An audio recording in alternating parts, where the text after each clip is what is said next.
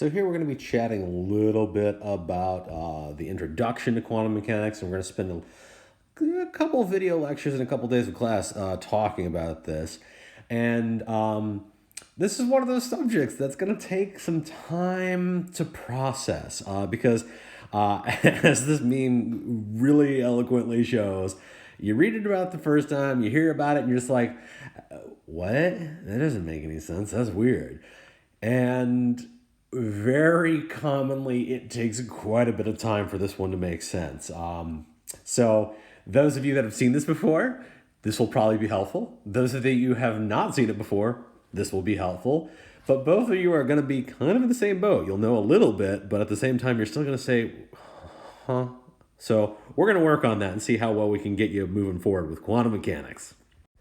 So really, quantum mechanics is just the next extension after classical physics. And for us as chemists, where we can think about classical physics being part of chemistry is the Bohr model, where we had some positive charges in the nucleus, and then we had our orbiting electrons around that nucleus. That's a very classical picture of the model. When it was actually derived by Bohr, everything he worked with was classical Newtonian mechanics, things that you learned in Physics 1, Physics 2. These were all the principles he used to come up with this model. But we find out that really it's not that simple. There's a lot more underlying behavior that does not work in the Bohr model, and that's what we need to understand.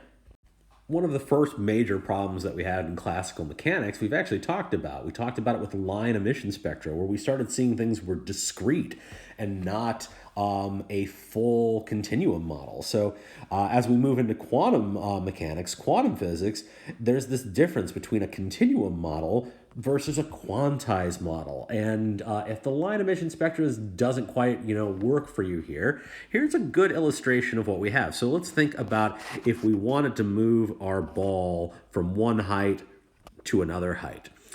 There is a simple way we could do this where we could just roll it up a ramp so that as we are moving, this ball could be at any possible vertical height that we wanted. There are no steps along this path.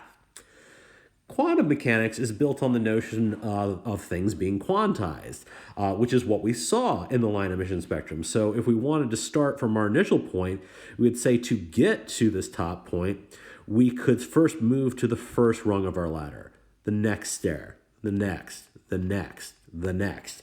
And we always had to be on one of those stairs. We could never be here in between stairs. That's not allowable in quantum mechanics, which is kind of a weird thing. We've gotten used to thinking about being able to do anything in a continuum model. For example, when we think about moving with velocity, I can go a little bit faster, I can go a little bit slower. In quantum mechanics, we say you can go 55 miles an hour, you can go 60 miles an hour. You cannot go 57 miles an hour. That's weird when we first encounter it as an idea. But it was really distinctly shown in those line emission spectra. That is the consequence of quantization, being quantized, having quantum values. There are a lot of weird, quirky things that happen when we go down to the atomic scale. And one of the things that we find out is dictated by what we call the Heisenberg uncertainty principle. This is something that specifically happens when things get very small. So the scale of like protons, electrons, down on that size scale. And specifically what we find out is that the position and momentum of a particle, such as an electron, can't be simultaneously known to infinite precision. That's very different than the classical scale, where we could say, I know exactly what a position is, I know exactly what a momentum for a certain object is. We could calculate those from Physics 1 properties. However, that's not possible with electrons. It doesn't work that way. We go a little bit farther into this and we find out that finding one thing with infinite precision isn't possible in most cases. And really what we can do is only determine the probability of finding an electron. So when I say we know the position of an electron, that's not exactly correct. And this is why the Bohr model falls apart, because when we go and look, it's only likely that we find it in a place. It's unlikely to find it in another. This is another weird thing that happens here. So we just talked about those quantized states, but now we're saying, yeah, it may be likely that we'll find it here, but it is technically possible that we could find it up here just the same. So we start thinking about probability more frequently in quantum mechanics. And we'll talk a little bit more about that, probability that is, as we go forward.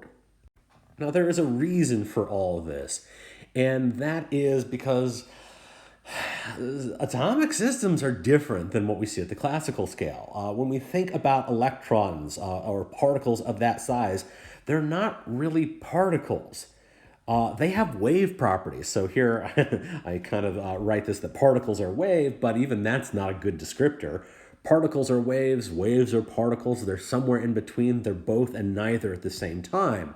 But this is the easiest way to thinking about it right now, is that sometimes we're going to look at things in physics, like, for example, electrons, and we're going to think, hey, let's talk about them in terms of their particle behavior. But at other times, we're going to be thinking about them as waves. What is their wave properties? Because we find out that electrons have both characteristics. This was really shown back in the atomic heyday by characters that you may have heard some from before. Einstein, Planck, we've talked about. When we talked about the Planck constant here, these were two major figures that were trying to show us that electrons and light were very similar. They're both particles, they're both waves simultaneously. And light being a particle and a wave, that was pretty okay. Whereas de Broglie here came out with a new idea. This is the person that first suggested that electrons have wave properties and how to actually calculate those waves. This is the idea now of wave-particle duality that you might have heard of. Again, electrons are both particles and they're waves. So just like we did with light, we're going to be able to describe the wavelength of a particle now, and it's given by Planck's constant times the mass times the velocity of that particle. Planck's constant again, oh, that's an interesting one here. That is a typo. This should be 6.626 times 10 to the negative 34th. Sorry about that. So that's the constant we've seen before. Particle mass here we're going to have in kilograms. Particle velocity here will have to be in meters per second to get this equation to work out. And then therefore our wavelength up here would be in meters. And so just to kind of give you an idea of what this actually means is, when we're talking about electrons move pretty quick. So in this example here below, let's think about it moving at 6 million meters per second. So that's super fast for a classical context. But in terms of particle physics, it's really not all that bad here. But an electron that's moving at that speed will have a distinct wavelength of 120 picometers, and that's really close to interatomic distance. That's not all that different from a carbon-carbon single bond. So some weird stuff happening here, but we can still make connections with it. So now we'll have to start thinking about, well, what happens when we start thinking about particles now as waves? In other words, what does the wave properties mean for an electron? But we'll see that in an upcoming video. So hold on, we'll see more about this a little bit later here.